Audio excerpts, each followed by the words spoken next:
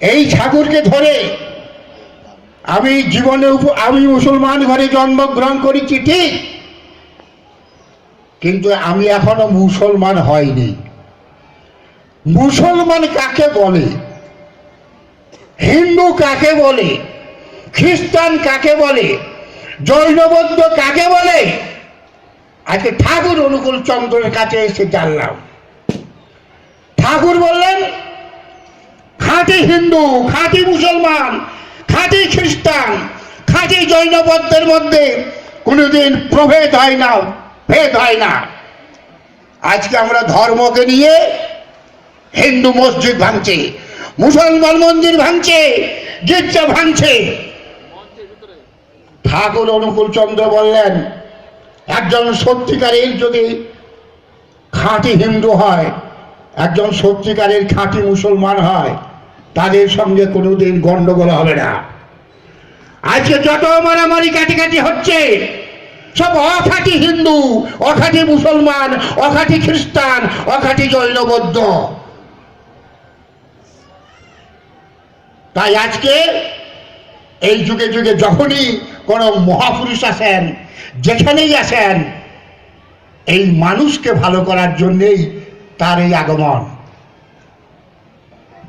যে একটু আগে দীপকদা বললেন আমরা হিন্দু না, মুসলমানও না, খ্রিস্টানও না, আমরা মানুষ।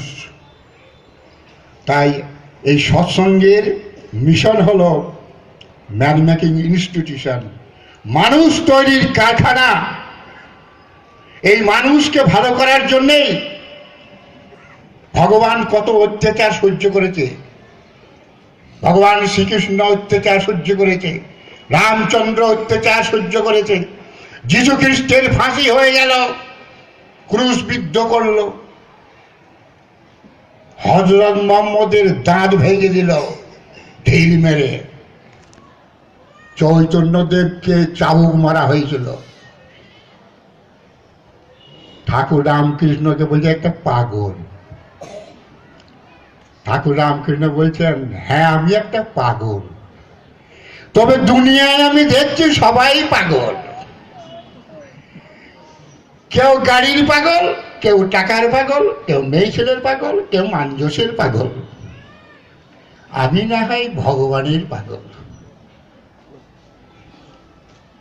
তাই এই পাগল হওয়া ভালো, ভগবানের পাগল হওয়া। তাই আমি বলছি যে যে মানুষ যাকেই ভজনা করুক, যে দেব দেবীকেই ভজনা করুক, সে হিন্দু হোক, মুসলমান হোক, জৈন হোক, খ্রিস্টান হোক,